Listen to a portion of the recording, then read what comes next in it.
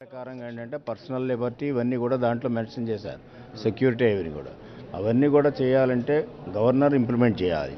Governor implement చేయాలంటే ఆ section 8 operationalise చేయాలనుకున్నప్పుడు దానికి రూల్స్ కావాలి, గైడ్లైన్స్ కావాలనేటువంటిది ఒక వ్యూ తీసుకుంటాను. రూల్స్ గైడ్లైన్స్ త్వరగా ఇవ్వండి, ఆపరేషనలైజ్ చేయండి. గవర్నర్ చేయగలిగి చేస్తారు, లేదంటే కేంద్ర ప్రభుత్వం ఒక క్యాబినెట్ సబ్ కమిటీ వేసినా చేయాలి.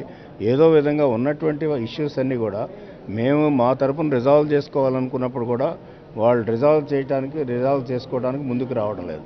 అటువంటి కాన్ఫ్లిక్ట్ ఉన్నప్పుడు ఆ కాన్ఫ్లిక్ట్లో ఇవన్నీ కూడా వస్తున్నాయి, ఇష్యూస్ అన్నీ కూడా.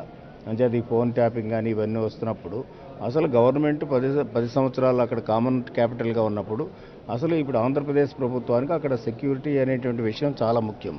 పర్సనల్ లిబర్టీని కూడా వయలేట్ చేసి ట్యాపింగ్ చేస్తున్నారంటే ఇది very serious matter. It's most unconstitutional.